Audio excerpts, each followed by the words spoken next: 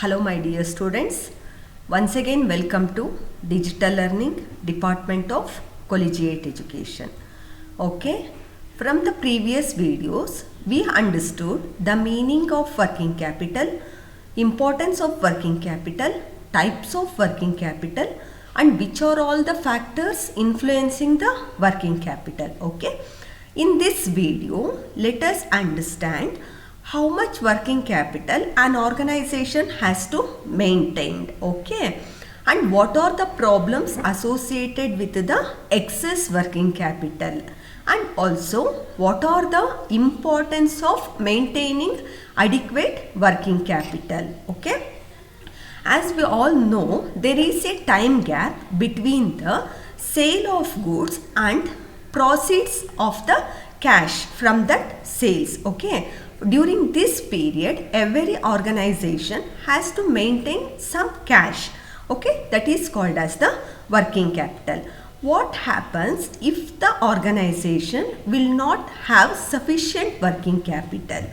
Okay, if the organization does not maintain sufficient working capital, then it becomes difficult to purchase the raw materials and also to meet the day-to-day expenses and also to further produce the product. Okay, one organization ಅಲ್ಲಿ ಒಂದು company sales ಮಾಡಿದ್ದ ಟೈಮಿಂದ ಹಿಡಿದು ಮತ್ತೆ ಆ ಒಂದು ಕ್ಯಾಶ್ನ receive ಮಾಡ್ಕೊಳೋವರೆಗೂ ಒಂದು time gap ಇರುತ್ತೆ. ಅದಕ್ಕೆ ನಿಮಗೆ ಆಪರೇಟಿಂಗ್ ಸೈಕಲ್ ಅಂತ ಅಂದ್ಬಿಟ್ಟು ಪ್ರೀವಿಯಸ್ ಕ್ಲಾಸ್ನಲ್ಲಿ ನಾನು ಎಕ್ಸ್ಪ್ಲೈನ್ ಮಾಡಿದ್ದೀನಿ ಅಲ್ವಾ. ಆ ಥರ ನಾವು ಪ್ರೊಡಕ್ಷನ್ನ ಮಾಡಿ ಆ ಕಂಪ್ಲೀಟ್ ಆಪರೇಟಿಂಗ್ ಸೈಕಲ್ನ ಕವರ್ ಮಾಡಿಕೊಂಡು ಮತ್ತೆ ಕ್ಯಾಶಾಗಿ ಕನ್ವರ್ಟ್ ಮಾಡೋವರೆಗೂ ನಾವು ಮತ್ತೆ ಪ್ರೊಡಕ್ಷನ್ ಮಾಡ್ದಲೇ ಇರೋದಕ್ಕೆ ಸಾಧ್ಯ ಆಗುತ್ತಾ? ಇಲ್ಲ. ನಾವು ಪ್ರೊಡಕ್ಷನ್ ನಡೀತಾನೆ ಇರಬೇಕು, ಮತ್ತು ಆ ಕ್ಯಾಶ್ ಬಂದಾಗ ನಾವು ರಿಸೀವ್ ಮಾಡ್ಕೊಳ್ಬೇಕು. ಈ ಒಂದು ಟೈಮ್ನಲ್ಲಿ ಏನಾಗುತ್ತೆ, ಇವ್ರಿಗೆ ಕ್ಯಾಶ್ ಅನ್ನೋದು ರಿಕ್ವೈರ್ಮೆಂಟ್ ಇರುತ್ತೆ. ಅದು ವರ್ಕಿಂಗ್ ಕ್ಯಾಪಿಟಲ್ ಅಂತ ಅಂದ್ಬಿಟ್ಟು ಹೇಳ್ತೀವಿ.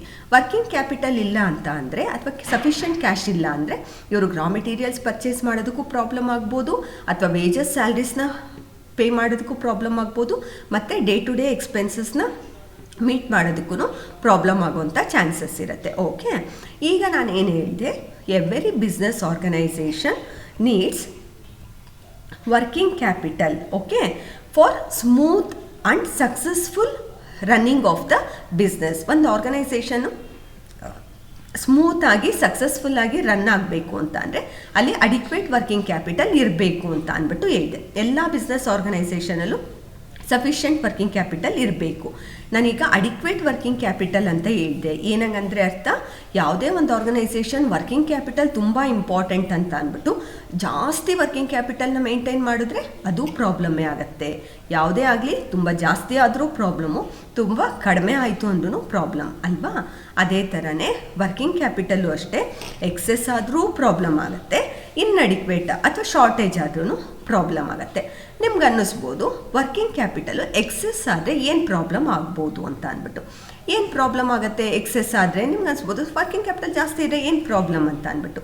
ಏನು ಪ್ರಾಬ್ಲಮ್ ಆಗುತ್ತೆ ಅಂತ ಅಂದರೆ, it creates the idle funds, it results in the idle fund which reduces the profitability of the business. ಇದರಿಂದ ಏನಾಗುತ್ತೆ, ಐಡಲ್ ಫಂಡ್ಸ್ ಕ್ರಿಯೇಟ್ ಆಗುತ್ತೆ.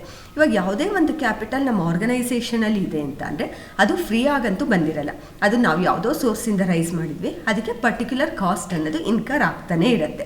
ಹಾಗಾಗಿ ಸುಮ್ಮನೆ ಐಡಲ್ ಆಗಿ ಫಂಡ್ಸ್ ಇದೆ, ಆದರೆ ನಾವು ಅದಕ್ಕೆ ಯಾವುದೋ ಒಂದು ಕಾಸ್ಟ್ ಅಂದರೆ ಇಂಟ್ರೆಸ್ಟನ್ನು ಅಥವಾ ಏನಾದರೂ ಪೇ ಮಾಡ್ತಾ ಇದ್ದೀವಿ ಅಂದರೆ ಅಲ್ಲೇನಾಗುತ್ತೆ, ಕಾಸ್ಟ್ ಇನ್ಕರ್ ಆಗ್ತಾ ಇರುತ್ತೆ, ಆದರೆ ಫಂಡ್ಸ್ ಐಡಲ್ ಆಗಿರುತ್ತೆ. ಇದರಿಂದ ಏನಾಗುತ್ತೆ, ಆ ಕಂಪನಿದು ಪ್ರಾಫಿಟ್ಟು ಕಡಿಮೆ ಆಗುವಂಥ ಚಾನ್ಸಸ್ ಇರುತ್ತೆ. ಹಂಗಾಗಿ ವರ್ಕಿಂಗ್ ಕ್ಯಾಪಿಟಲ್ ಎಕ್ಸೆಸ್ ಆದರೆ ಏನಾಗುತ್ತೆ, it results in the idle fund and reduces the profitability of the business. Okay, ಅದೇ ಥರನೇ ಇನ್ನೇನು ಪ್ರಾಬ್ಲಮ್ ಆಗ್ಬೋದು ಅಂತ ಅಂದರೆ, ಈಗ ನೋಡಿ ವರ್ಕಿಂಗ್ ಕ್ಯಾಪಿಟಲ್ ಜಾಸ್ತಿ ಇದೆ ಅಂತ ಅಂದ್ಬಿಟ್ಟು ನಾವು ಜಾಸ್ತಿ ರಾ ಮೆಟೀರಿಯಲ್ಸ್ನ ಪರ್ಚೇಸ್ ಮಾಡ್ತೀವಿ ಅಥವಾ ಜಾಸ್ತಿ ಫಿನಿಶ್ಡ್ ಗೂಡ್ಸ್ನ ಮೇಂಟೈನ್ ಮಾಡಿದ್ದೀವಿ ಅಂತ ಅಂದ್ಕೊಳ್ಳಿ. ಆವಾಗ ಏನಾಗುತ್ತೆ, ಯಾವುದೇ ಆಗಲಿ ಎಕ್ಸೆಸ್ ಇದೆ ಅಂದಾಗ ಏನು ಮಾಡ್ತಾರೆ, ವರ್ಕರ್ಸು ಅಷ್ಟೇ ವೇಸ್ಟ್ ಮಾಡೋಂಥದ್ದು ಜಾಸ್ತಿ ಮಾಡ್ತಾರೆ, ಮಿಸ್ಯೂಸ್ ಮಾಡ್ಕೊಳೋದು ಜಾಸ್ತಿ ಆಗುತ್ತೆ, ಮಿಸ್ ಹ್ಯಾಂಡ್ಲಿಂಗ್ ಆಗುವಂಥ ಚಾನ್ಸಸ್ ಇರುತ್ತೆ, ವೇಸ್ಟೇಜ್ ಆಗುವಂಥ ಚಾನ್ಸಸ್ ಇರುತ್ತೆ ಅಲ್ವಾ.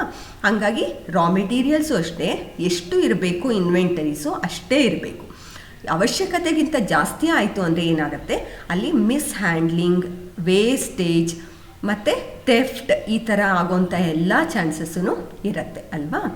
ಅದಕ್ಕೋಸ್ಕರ ಈ ಒಂದು ಪ್ರಾಬ್ಲಮೂ ಅರೈಸ್ ಆಗುತ್ತೆ. ಇನ್ನೇನು ಪ್ರಾಬ್ಲಮ್ ಬರ್ಬೋದು ಅಂತ ಅಂದರೆ, ವರ್ಕಿಂಗ್ ಕ್ಯಾಪಿಟಲ್ ಜಾಸ್ತಿ ಇದ್ದರೆ, ವರ್ಕಿಂಗ್ ಕ್ಯಾಪಿಟಲ್ ಜಾಸ್ತಿ ಇತ್ತು ಅಂತ ಅಂದರೆ ಏನಾಗುತ್ತೆ, ಅಕೌಂಟ್ಸ್ ರಿಸೀವಬಲ್ ಜಾಸ್ತಿ ಆಗ್ತಾ ಹೋಗುತ್ತೆ. ಈಗ ಫಾರ್ ಎಕ್ಸಾಂಪಲ್ ನಮ್ಮ ಹತ್ರ ಸಫಿಷಿಯೆಂಟ್ ವರ್ಕಿಂಗ್ ಕ್ಯಾಪಿಟಲ್ ಇತ್ತು ಅಂತಂದರೆ, ಎಕ್ಸಸ್ ಇರಲಿಲ್ಲ ಅಂದರೆ ಏನಾಗುತ್ತೆ, ನಾವು ಡೆಟಾರ್ಸ್ ಟರ್ನ್ ಓವರ್ ಪೀರಿಯಡ್ ಅಂದ್ಬಿಟ್ಟು ಎಷ್ಟು ದಿನದಲ್ಲಿ ಬರಬೇಕು ಅಷ್ಟು ದಿನದಲ್ಲಿ ಹೋಗಿ ಅವ್ರ ಹತ್ರ ಕಲೆಕ್ಟ್ ಮಾಡಿಕೊಂಡು ಬರ್ತೀವಿ. ಅದೇ ನಮ್ಮ ಹತ್ರ ವರ್ಕಿಂಗ್ ಕ್ಯಾಪಿಟಲ್ ಇತ್ತು, ಎಕ್ಸಸ್ಸೇ ಇತ್ತು ಅಂದರೆ ಏನು ಮಾಡ್ತೀವಿ, ಇರೋವಂಥ ವರ್ಕಿಂಗ್ ಕ್ಯಾಪಿಟಲ್ನಲ್ಲಿ ಪ್ರೊಡಕ್ಷನ್ನ ಕಂಟಿನ್ಯೂ ಮಾಡ್ಕೊಂಡು ಹೋಗ್ತಾ ಇರ್ತೀವಿ. ಅಕೌಂಟ್ಸ್ ರಿಸೀವಬಲ್ ಜಾಸ್ತಿ ಆಗ್ತಾ ಹೋಗ್ಬೋದು. ಯಾವಾಗ ಬಿಲ್ಸ್ ರಿಸೀವಬಲ್ ಅಥವಾ ಡೆಟಾರ್ಸ್ ಜಾಸ್ತಿ ಆಗ್ತಾರೋ ಅವರಿಂದ ಬರಬೇಕಾಗಿರೋದು ಇನ್ ಟೈಮಿಗೆ ಬರಲಿಲ್ಲ ಅಂತ ಅಂದರೆ ಅವಾಗೇನಾಗುತ್ತೆ, ಬ್ಯಾಡ್ ಡೆಟ್ಸ್ ಅರೈಸ್ ಆಗೋಂಥ ಚಾನ್ಸಸ್ಸು ಜಾಸ್ತಿ ಇರುತ್ತೆ. ಡೌಟ್ಫುಲ್ ಡೆಟ್ಸ್ ಅಥವಾ ಬ್ಯಾಡ್ ಡೆಟ್ಸು ಜಾಸ್ತಿ ಆಗ್ತಾ ಹೋಗುತ್ತೆ. ಈ ಥರ ಬ್ಯಾಡ್ ಡೆಟ್ಸ್ ಜಾಸ್ತಿ ಆಗ್ತಾ ಹೋದ್ರೂ ಅದು ಸಹ ಕಂಪನಿ ಪ್ರಾಫಿಟಬಿಲಿಟಿ ಪೊಸಿಷನ್ಗೆ ಅಫೆಕ್ಟ್ ಆಗೋವಂಥ ಚಾನ್ಸಸ್ ಇರುತ್ತೆ ಅಲ್ವಾ. ಇದು ಒಂದು ಪ್ರಾಬ್ಲಮ್. ಇದೇ ಥರ ಇನ್ನೊಂದು ಏನು ಪ್ರಾಬ್ಲಮ್ ಅರೈಸ್ ಆಗುತ್ತೆ ಎಕ್ಸಸ್ ವರ್ಕಿಂಗ್ ಕ್ಯಾಪಿಟಲ್ ಅಂತ ಅಂದರೆ, ಈಗ ನೋಡಿ ನಾವೇನು ಮಾಡ್ತೀವಿ ಒಂದು ಕಂಪನಿ ಅಂತ ಅಂದರೆ, ಈಗ ಫಾರ್ ಎಕ್ಸಾಂಪಲ್ ನಮ್ಮ ಹತ್ರ ಒಂದಷ್ಟು ಇನ್ವೆಂಟರೀಸ್ ಇರುತ್ತೆ ಅಂತ ಅಸ್ಯೂಮ್ ಮಾಡ್ಕೊಳ್ಳೋಣ. ವರ್ಕಿಂಗ್ ಕ್ಯಾಪಿಟಲ್ ಜಾಸ್ತಿ ಇದೆ, ವರ್ಕಿಂಗ್ ಕ್ಯಾಪಿಟಲ್ ಜಾಸ್ತಿ ಇರೋದ್ರಿಂದ ಇನ್ವೆಂಟರೀಸು ಜಾಸ್ತಿ ಇದೆ. ಇನ್ವೆಂಟರೀಸ್ ಜಾಸ್ತಿಯಿಂದ ನಾವೇನು ಅಸ್ಯೂಮ್ ಮಾಡ್ಕೊತೀವಿ, ಇಷ್ಟು ಇನ್ವೆಂಟರೀಸ್ನ ಫ್ಯೂಚರ್ನಲ್ಲಿ ಸೇಲ್ ಮಾಡಿದ್ರೆ ನಮ್ಗೆ ಇಷ್ಟು ಪ್ರಾಫಿಟ್ ಬರುತ್ತೆ, ಒಂದಷ್ಟು ಪ್ರಾಫಿಟ್ ಬರುತ್ತೆ ಅಂತ ಅಸ್ಯೂಮ್ ಮಾಡಿಕೊಂಡು ಅದ್ರ ಬೇಸಿಸ್ ಮೇಲೆ ನಾವೇನು ಮಾಡ್ತಾರೆ, ಡಿವಿಡೆಂಟನ್ನು ಲಿಬರಲ್ ಡಿವಿಡೆಂಟ್ ಪಾಲಿಸಿ ಅಂದರೆ ಜಾಸ್ತಿ ಡಿವಿಡೆಂಟನ್ನು ಡಿಕ್ಲೇರ್ ಮಾಡಿಬಿಟ್ರು ಅಂತ ಅಸ್ಯೂಮ್ ಮಾಡ್ಕೊಳ್ಳೋಣ. ಫ್ಯೂಚರ್ನಲ್ಲಿ ಏನಾದರೂ ಇವರು ಆ ಫ್ಯೂಚರ್ನಲ್ಲಿ ಅದೇ ಇನ್ವೆಂಟರೀಸ್ನ ಜಾಸ್ತಿ ದಿನ ಸ್ಟೋರ್ ಮಾಡಿ ಅದರದ್ದು ಕ್ವಾಲಿಟಿ ಕಡಿಮೆ ಆಗ್ಬೋದು, ಅಥವಾ ಅದು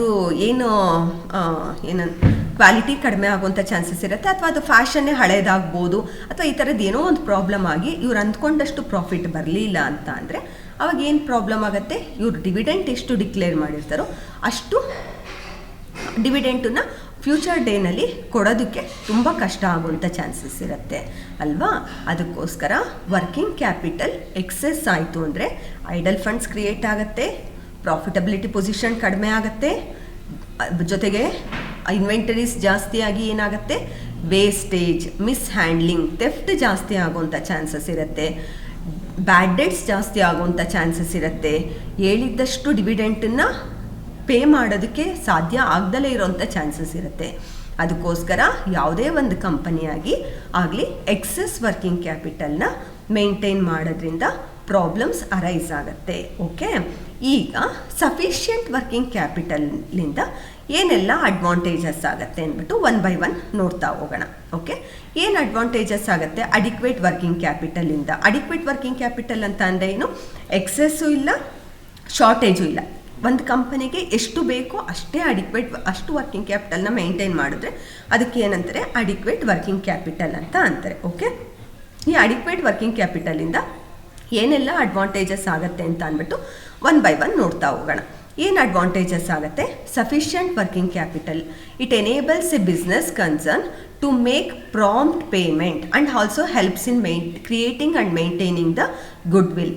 ಈಗ ನಾವು ಯಾರಿಗೆ ಪೇ ಮಾಡಬೇಕಾಗಿರುತ್ತೋ, ಕ್ರೆಡಿಟಾರ್ಸ್ಗಾಗಿರ್ಬೋದು, ಬ್ಯಾಂಕ್ಸ್ಗಾಗಿರ್ಬೋದು, ಫಿನಾನ್ಷಿಯಲ್ ಇನ್ಸ್ಟಿಟ್ಯೂಷನ್ಸ್ ಆಗಿರ್ಬೋದು, ಸಪ್ಲೈಯರ್ಸ್ ಆಫ್ ರಾ ಮೆಟೀರಿಯಲ್ಸ್ಗಾಗಿರ್ಬೋದು, ನಾವು ಯಾವಾಗಲೇ ಆಗಲಿ ಯಾರಿಗೆ ಯಾವ ಟೈಮ್ನಲ್ಲಿ ಅಮೌಂಟನ್ನು ಪೇ ಮಾಡ್ತೀವಿ ಅಂತ ಹೇಳಿರ್ತೀವೋ ಅದೇ ಟೈಮ್ನಲ್ಲಿ ಅಮೌಂಟ್ನ ಪೇ ಮಾಡಿದ್ರೆ ನಮ್ಮ ಇಮೇಜ್ ಜಾಸ್ತಿ ಆಗುತ್ತೆ, ರೆಪ್ಯುಟೇಷನ್ ಜಾಸ್ತಿ ಆಗುತ್ತೆ, ಇದರಿಂದ ಗುಡ್ ವಿಲ್ಲು ಜಾಸ್ತಿ ಆಗೋಂಥ ಚಾನ್ಸಸ್ ಇರುತ್ತೆ. ಓಕೆ, ಹಂಗಾಗಿ ಸಫಿಷಿಯೆಂಟ್ ವರ್ಕಿಂಗ್ ಕ್ಯಾಪಿಟಲ್ ಇತ್ತು ಅಂತಂದರೆ ನಾವೇನು ಮಾಡ್ಬೋದು, we can make the prompt payment and also it helps in creating, maintaining the goodwill. Okay, this is one of the advantages of adequate working capital.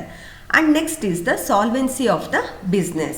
In solvency of the business antandre, solvency means it is if the company's assets is more than the liabilities, or if the firm is having the ability to pay its debts, then it is called as the solvency of the business. ಯಾವಾಗ ಒಂದು ಕಂಪನಿಗೆ ಅದ್ರ ಸಾಲನ ತೀರಿಸೋಂಥ ಪರಿಸ್ಥಿತಿಲಿರುತ್ತೆ, ಅದ್ರ ಹತ್ರ profitability ಪೊಸಿಷನ್ನಲ್ಲಿರಬೇಕು, continuous production ಆಗ್ತಾ ಇರಬೇಕು, ಅವಾಗ ಕಂಟಿನ್ಯೂಸ್ ಪ್ರೊಡಕ್ಷನ್ ಆಗ್ತಾ ಇದ್ದರೆ ಅವ್ರಿಗೆ ಪ್ರಾಫಿಟ್ಟು ಬರ್ತಾ ಹೋಗುತ್ತೆ, ವರ್ಕಿಂಗ್ ಕ್ಯಾಪಿಟಲೂ ಜಾಸ್ತಿ ಇರೋವಂಥ ಚಾನ್ಸಸ್ ಇರುತ್ತೆ ಅಲ್ವಾ. ಹಂಗಾಗಿ ವರ್ಕಿಂಗ್ ಕ್ಯಾಪಿಟಲ್ ಸಫಿಷಿಯೆಂಟಾಗಿತ್ತು ಅಂತ ಅಂದರೆ ಒಂದು ಕಂಪನಿ ದಿವಾಳಿ ಆಗೋವಂಥ ಚಾನ್ಸಸ್ಸು ಕಡಿಮೆ ಇರುತ್ತೆ, ಇನ್ಸಾಲ್ವೆನ್ಸಿ ಆಗದಲೇ ಇರೋವಂಥ ಚಾನ್ಸಸ್ಸು ಇರುತ್ತೆ. Therefore adequate working capital helps in maintaining the solvency of the business by providing the uninterrupted flow of production. Working capital ಇತ್ತು ಅಂದರೆ ಕಂಟಿನ್ಯೂಸ್ ಆಗಿ ಪ್ರೊಡಕ್ಷನ್ ಆಗ್ತಾ ಇರುತ್ತೆ, ಕಂಟಿನ್ಯೂಸ್ ಪ್ರೊಡಕ್ಷನ್ ಆಗ್ತಾ ಇದ್ದರೆ ಸೇಲ್ಸ್ ಆಗುತ್ತೆ ಮತ್ತು ಪ್ರಾಫಿಟ್ ಬರುತ್ತೆ, ಅದರಿಂದ ನಮ್ಮ ಸಾಲ್ವೆನ್ಸಿ ಪೊಸಿಷನ್ನು ಚೆನ್ನಾಗಿರುತ್ತೆ ಅಂತ ಅಂದ್ಬಿಟ್ಟು ಹೇಳ್ಬೋದು. Next point is cash discount. Okay, ಏನು ಕ್ಯಾಶ್ ಡಿಸ್ಕೌಂಟ್ ಅಂತ ಅಂದರೆ ನಾವಿವಾಗ ಯಾವುದೇ ಒಂದು ರಾ ಮೆಟೀರಿಯಲ್ಸ್ನ ನಾವೇನಾದ್ರು ಪರ್ಚೇಸ್ ಮಾಡಿದ್ದೀವಿ ಅಂತ ಅಂದರೆ ನಿಮ್ಗೆ ಹೇಳ್ತಾರೆ ಏನಂತ ಅಂದ್ಬಿಟ್ಟು, ನೀವು ಕ್ಯಾಶ್ನ ಕೊಟ್ಟು ಪರ್ಚೇಸ್ ಮಾಡಿದ್ರೆ ನಿಮ್ಗೆ ಇಷ್ಟು ಡಿಸ್ಕೌಂಟ್ ಸಿಗತ್ತೆ ಅಂತ ಹೇಳ್ತಾರೆ. ನಮ್ಮ ಹತ್ರ ವರ್ಕಿಂಗ್ ಕ್ಯಾಪಿಟಲ್ ಇದೆ, ಸಫಿಷಿಯೆಂಟ್ ಕ್ಯಾಶ್ ಇದೆ ಅಂತ ಅಂದರೆ ಅವಾಗ ನಾವೇನು ಮಾಡ್ಬೋದು, ನಮ್ಗೆ ಯಾವ ಮೆಟೀರಿಯಲ್ಸ್ ಬೇಕೋ ಅದನ್ನು ಬಲ್ಕಾಗಿ ಕ್ಯಾಶ್ ಕೊಟ್ಟು ಪರ್ಚೇಸ್ ಮಾಡೋದ್ರಿಂದ ನಮ್ಗೆ ಒಂದು 10% 20% ಅದೆಷ್ಟು ಡಿಸ್ಕೌಂಟ್ ಇದೆಯೋ ಅಷ್ಟು ಡಿಸ್ಕೌಂಟು ಸಿಗುತ್ತೆ. ಅದರಿಂದ ಏನಾಗುತ್ತೆ, ನಮಗೆ ಅಷ್ಟು ಅಮೌಂಟ್ ನಮಗೆ ಎಕ್ಸ್ಪೆನ್ಸ್ ಕಡಿಮೆ ಆಗುತ್ತೆ ಅಂತ ಹೇಳ್ಬೋದು. Thereby it reduces that amount of cost, ಅಷ್ಟು ಕಾಸ್ಟೂ ಕಡಿಮೆ ಆಗುತ್ತೆ. ಹಂಗಾಗಿ ಸಫಿಷಿಯೆಂಟ್ ಕ್ಯಾಶ್ ಇದ್ದರೆ ವರ್ಕಿಂಗ್ ಕ್ಯಾಪಿಟಲ್ ಇತ್ತು ಅಂದರೆ ಆ ಕ್ಯಾಶ್ ಡಿಸ್ಕೌಂಟ್ ಫೆಸಿಲಿಟಿನ ಅದನ್ನು ಉಪಯೋಗಿಸ್ಕೊಳ್ಬೋದು, ಇಲ್ಲ ಅಂದರೆ ಅದು ಸಾಧ್ಯ ಆಗಲ್ಲ. Okay, next regular supply of raw materials. Sufficient working capital ensures regular supply of raw materials and continuous production. Working capital ಇತ್ತು ಅಂದರೆ ನಾವು ರಾ ಮೆಟೀರಿಯಲ್ಸ್ನ ಪರ್ಚೇಸ್ ಮಾಡ್ಬೋದು, ಕಂಟಿನ್ಯೂಸ್ ಆಗಿ ವರ್ಕು ನಡೀತಾನೆ ಇರುತ್ತೆ. ನಮ್ಮ ಹತ್ರ ಕ್ಯಾಶ್ ಇಲ್ಲ, ರಾ ಮೆಟೀರಿಯಲೇ ಪರ್ಚೇಸ್ ಮಾಡಲಿಲ್ಲ, ಆವಾಗ ವರ್ಕು ಸ್ಟಾಪ್ ಆಗುತ್ತೆ. ಆವಾಗ ಆಟೋಮೆಟಿಕ್ಕಾಗಿ ಅಲ್ಲಿರುವಂಥ ಹ್ಯೂಮನ್ ರಿಸೋರ್ಸಸ್ ಆಗಿರ್ಬೋದು, ಬಿಲ್ಡಿಂಗ್ ಆಗಿರ್ಬೋದು, ಲ್ಯಾಂಡು, ಮೆಷಿನರಿ, ಯಾವ ರಿಸೋರ್ಸಸ್ನ ನಾವು ಸರಿಯಾಗಿ ಯುಟಿಲೈಸ್ ಮಾಡ್ಕೊಳೋದಕ್ಕೆ ಸಾಧ್ಯ ಆಗಲ್ಲ ಅಲ್ವಾ. ಅದಕ್ಕೋಸ್ಕರ ನಮ್ಮ ಹತ್ರ ಸಫಿಷಿಯೆಂಟ್ ವರ್ಕಿಂಗ್ ಕ್ಯಾಪಿಟಲ್ ಇತ್ತು ಅಂದರೆ ಏನಾಗುತ್ತೆ, ಪ್ರೊಡಕ್ಷನು ಕಂಟಿನ್ಯೂಸ್ ಆಗಿ ನಡೀತಾ ಇರುತ್ತೆ. Okay, this is also one of the benefit from maintaining the adequate working capital. And next is the regular payment of salaries, wages and other day to day expenses. Okay, working capital ಇತ್ತು ಅಂದರೆ ನಾವೇನು ಮಾಡ್ಬೋದು, ಯಾವ ನಮ್ಮ ಹತ್ರ ಕೆಲಸ ಮಾಡೋವಂಥ ಎಂಪ್ಲಾಯೀಸ್ಗೆಲ್ಲ ಕರೆಕ್ಟಾಗಿ ಸ್ಯಾಲ್ರೀಸ್ ಕೊಡ್ಬೋದು, ವೇಜಸ್ನ ಕೊಡ್ಬೋದು, ಡೇ ಟು ಡೇ ಕಮಿಟ್ಮೆಂಟ್ಸ್ ಇದ್ದೇ ಇರುತ್ತೆ, ಒಂದಲ್ಲ ಒಂದು ಕಮಿಟ್ಮೆಂಟು, ಅದನ್ನೆಲ್ಲ ಮೀಟ್ ಮಾಡೋದಕ್ಕೆ ಹೆಲ್ಪ್ ಆಗುತ್ತೆ. ನಮ್ಮ ಎಂಪ್ಲಾಯೀಸ್ಗೆ ನಾವು ಕರೆಕ್ಟಾಗಿ ಸ್ಯಾಲ್ರೀಸ್, ವೇಜಸ್, ಬೋನಸ್, ಇನ್ಸೆಂಟಿವ್ಸ್ ಇವನ್ನೆಲ್ಲ ಕೊಟ್ವಿ ಅಂದರೆ ಏನಾಗುತ್ತೆ, it increases the morale of the employees. Morale ಅಂದರೆ ಏನು, ಅವರ efficiency, productivity, loyalty, confidence of the employees will also increases. Thereby it benefits the organization itself. The workers' morale increases, their efficiency increases, productivity also increases, and also the absenteeism of the employees also reduces. ರಜಾ ಕಂತದ್ದು ಇವೆಲ್ಲನೂ ಕಡಿಮೆ ಆಗುತ್ತೆ. Workers ಯಾರೇ ಆಗಲಿ ಕರೆಕ್ಟಾಗಿ salary ಕೊಡ್ತಾರೆ, ಕರೆಕ್ಟಾಗಿ ಅವ್ರಿಗೆ ಕೊಡಬೇಕಾಗಿರೋಂಥದ್ದು ಬೆನಿಫಿಟ್ಸ್ ಎಲ್ಲ ಸಿಗ್ತಾ ಇದೆ ಅಂದರೆ ಏನು ಮಾಡ್ತಾರೆ, ಕರೆಕ್ಟಾಗಿ ಕೆಲಸ ಮಾಡ್ತಾರೆ. ನಮ್ಮ ಹತ್ರ ವರ್ಕಿಂಗ್ ಕ್ಯಾಪಿಟಲ್ ಇಲ್ಲ ಅಂತ ಅಂದ್ಬಿಟ್ಟು ಸರಿಯಾಗಿ ಸ್ಯಾಲ್ರಿ ಕೊಡ್ದಲೇ ಇದ್ದರೆ ಏನಾಗುತ್ತೆ, ಆ ವರ್ಕರ್ಸ್ಗೆ ಕೆಲಸ ಮಾಡೋದಕ್ಕೆ ಮೋಟಿವೇಶನ್ನು ಇರಲ್ಲ, ಅಥವಾ ಅವ್ರ ಎಫಿಷಿಯನ್ಸಿ ಅಥವಾ ಪ್ರೊಡಕ್ಟಿವಿಟಿನೂ ಕಡಿಮೆ ಆಗುತ್ತೆ. ಅದರಿಂದ ಆರ್ಗನೈಸೇಷನ್ಗೆ ಎಫೆಕ್ಟ್ ಆಗುತ್ತೆ.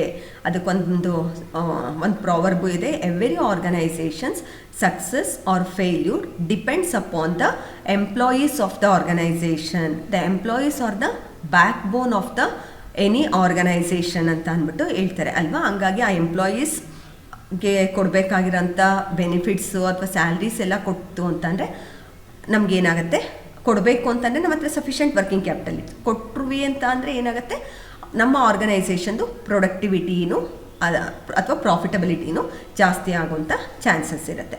Next, exploitation of favourable market conditions.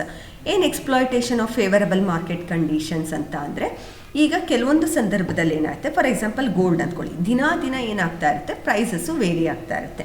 For example ಯಾವುದೋ ಒಂದು ಪರ್ಟಿಕ್ಯುಲರ್ ಡೇ ಏನಾಗಿರುತ್ತೆ, ಆ ಒಂದು ಗೋಲ್ಡ್ ಪ್ರೈಸು ಕಡಿಮೆ ಇರುತ್ತೆ, ಫ್ಯೂಚರಲ್ಲಂತೂ ಕಮ್ಮಿ ಆಗಲ್ಲ, ಜಾಸ್ತಿ ಆಗೇ ಆಗುತ್ತೆ ಅಂತ ಗೊತ್ತಿರುತ್ತೆ. ಯಾವತ್ತು ಕಡಿಮೆ ಇದೆಯೋ ಪ್ರೈಸು ಅವತ್ತು ನಾವು ಬಲ್ಕಾಗಿ ಪರ್ಚೇಸ್ ಮಾಡಿ, ಯಾವತ್ತು ಜಾಸ್ತಿ ಇರುತ್ತೋ ಅವತ್ತಿಗೆ ನಾವು ಸೇಲ್ ಮಾಡ್ಕೊಳ್ಬೋದು. ಯಾವಾಗ ನಮ್ಮ ಹತ್ರ ಸಫಿಷಿಯೆಂಟ್ ವರ್ಕಿಂಗ್ ಕ್ಯಾಪಿಟಲ್ ಇದ್ದರೆ ಈ ಥರದ ಬೆನಿಫಿಟ್ಸ್ನೆಲ್ಲ ನಾವೇನು ಮಾಡ್ಬೋದು, ಎಕ್ಸ್ಪ್ಲಾಯ್ಟ್ ಮಾಡ್ಬೋದು ಅಥವಾ ಯುಟಿಲೈಸ್ ಮಾಡ್ಕೊಳ್ಳೋಂಥ ಚಾನ್ಸಸ್ ಇರುತ್ತೆ.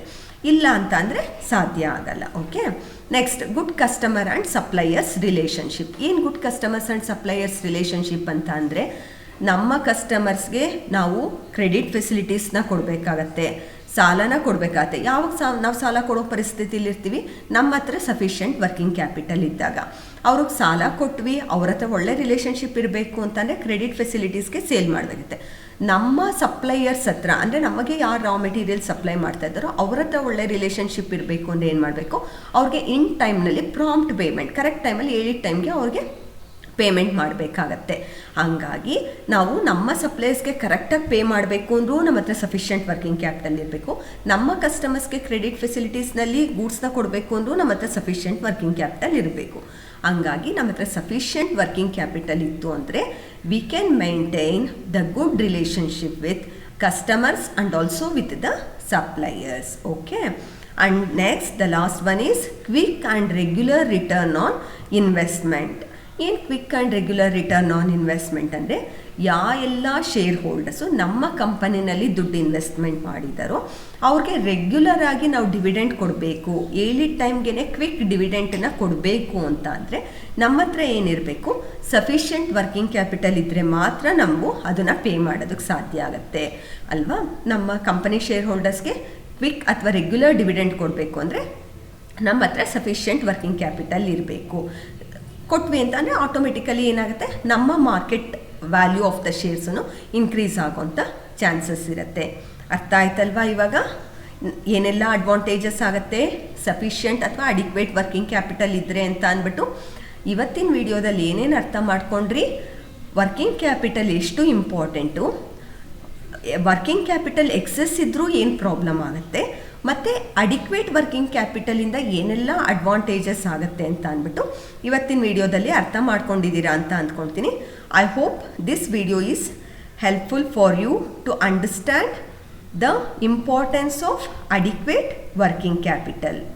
Okay, thank you for watching the video. Okay.